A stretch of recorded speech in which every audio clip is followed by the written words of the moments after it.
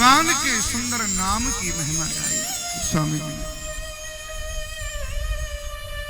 भगवान के नाम की इतनी महिमा है कि राम न सकहि नाम गुण गाई।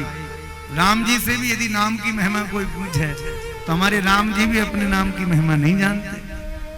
और एक बात आपसे कहें, भगवान राम ने तो कुछ भक्तों के ऊपर ही कृपा करी। गीत गणिका, अहिल्या, मां सबरी, अनेक भक्तों पे कृपा करी, लेकिन भगवान के नाम ने, बोले नाम कोटि खल कुमति सुधारी, भगवान के नाम ने करोड़ों करोड़ों भक्तों का कल्याण कर दिया। ये नाम की महिमा है।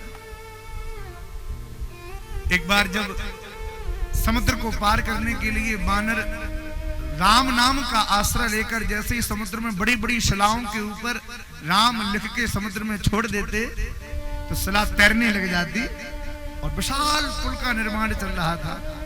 राम जी बैठे बैठे मन में सोच रहे थे कि भाई हमारे नाम की देखो कितनी महिमा है कि हमारे नाम के प्रभाव से बड़े बड़े पत्थर भी तैर रहे हैं, डूब नहीं रहे।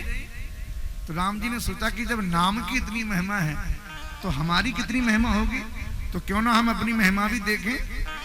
हमारे राम जी उठे और उठ के एक बहुत बड़े पत्थर को राम जी ने उठाया और सोचा समुद्र में छोड़ें, ये डूबता है कि नहीं, हमारे हाथों से जब पत्थर जाएगा तो ये भी ठहर जाएगा। लेकिन राम जी ने जैसे ही बड़ा भारी पत्थर उठा के और समुद्र में छोड़ा कि पत्थर डूब गया।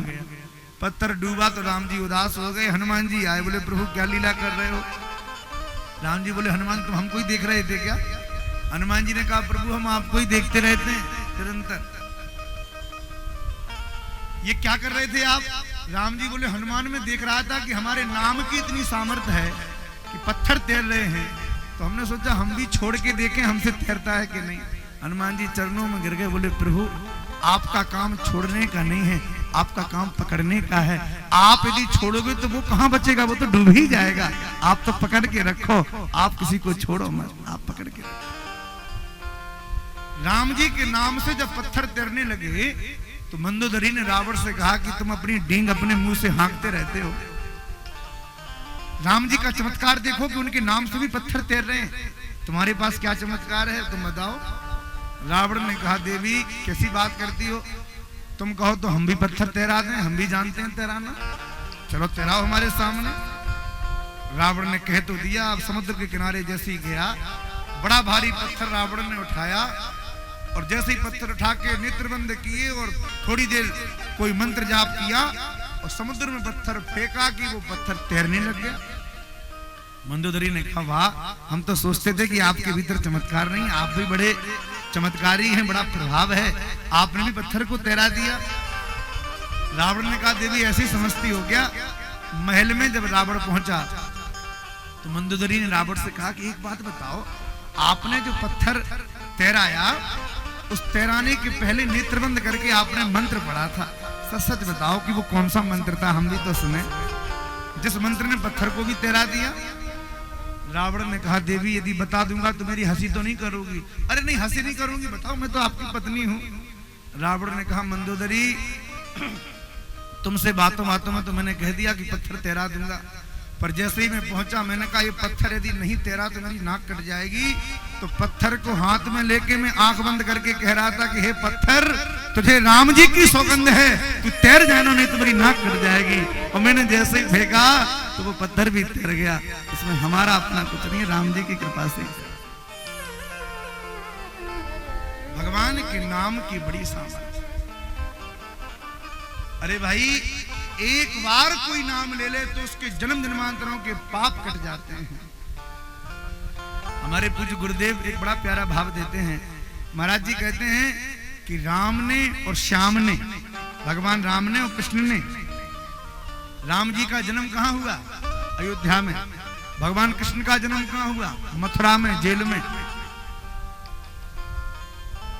हमारे गुरुदेव कहते हैं कि राम भगवान ने और भगवान कृष्ण ने मथुरा में, अयोध्या में एक बार जन्म लिया है, पर जब कोई भक्त भाव में भर के और अपनी जिह्वा से भगवान राम कृष्ण के नाम को जपता है, जितनी बार उसकी जिह्वा राम बोलती है, जितनी बार उसकी जिह्वा कृष्ण बोलती है, उतनी बार हमारे गुरुदेव कहते हैं कि उसकी जिह्वा अयोध्या बन जाती है और उसके मुख में भगवान राम प्रकट हो जाते हैं, राम कृष्ण प्रकट हो जाते हैं। ये भगवान के नाम की महिमा है। उतनी बार भगवान को जन्म लेना पड़ता है। इसलिए भगवान के नाम को जपने में ये मत सोचो कब जपें, नाम की कोई विधि नहीं है। नारद जी महाराज ने ब्रह्मा जी से पूछा कि ब्रह्मा जी, नाम जपने की कोई विधि है क्या? कस्य विधिरिति, ब्रह्मा जी ने कहा नास्ति विधिरिति, कैसे भी रहो नाम जपते रहो, नाम अपना असर दिखाएगा। खाते पीते बात करते हाथ में माला चलती रहे महाराज, ये नाम का प्रभाव है। अरे भाई, कोई जान के जहर खावे चाहे अनजाने में खावे, मरना तो पड़ेगा। आपको भले ज्ञान ना हो कि ये जहर खा रहे हैं, पर यदि खा लोगे तो मरना तो पड़ेगा। अग्नि में कोई हाथ जान के डाले चाहे अनजाने में डाले, हाथ को जलना तो पड़ेगा। विष को कोई जान के पिए चाहे अनजाने में पिए, उसको भी मरना पड़ेगा। ऐसे ही भगवान का नाम कोई जान के ले चाहे अनजाने में ले, उसको भी तरना पड़ेगा। वो नाम जरूर तारेगा महाराज, छोड़ने वाला नहीं। बस केवल शर्त एक है, भाव को भाव अनख आलसहूं, भाव भाव अनख आलसहूं, भाव को भाव अनख आलसहूं, भाव को भाव अनख आलसहूं। नाम जपत मंगल देश दस हो, नाम जपत मंगल देश दस हो, नाम जपत मंगल देश दस हो, नाम जपत मंगल देश दस हो, भाव को भाव अनख आलसहूं, भाव को भाव अनख आलसहूं, भाव को भाव अनख आलसहूं, भाव को भाव आलसहूं। भगवान के नाम को चाहे भाव से लो चाहे कुभाव से लो, नाम अपना असर जरूर दिखाएगा। इसलिए गोस्वामी जी ने नाम की बड़ी महिमा गाई है। और नाम की महिमा गाने के बाद गोस्वामी जी बड़ी प्यारी वंदना कर रहे हैं। बंदो अवधपुरी अति पावन, बंदो अवधपुरी अति पावन, बंदो अवधपुरी अति पावन, बंदो अवधपुरी अति पावन, बंदो अवधपुरी अति पावन, बंदो अवधपुरी अति पावन, जूसर कलि कलुषन सावन, जूसर कलि कलुषन सावन, कलि कलुषन सावन, कलि कलुषन सावन। गोस्वामी जी अवधपुरी की वंदना गा रहे हैं, अयोध्या की वंदना। जिस भूमि पर राम जी प्रकट हुए उस भूमि की वंदना। अयोध्या की क्या महिमा है भैया? अयोध्या की साधारण भूमि नहीं है। आप कहोगे अयोध्या की भूमि का क्या प्रभाव है? थोड़ा ध्यान से सुने हमारी बात। हनुमान जी महाराज जब बूटी लेके आ रहे थे और भरत जी महाराज अयोध्या में नंदीग्राम में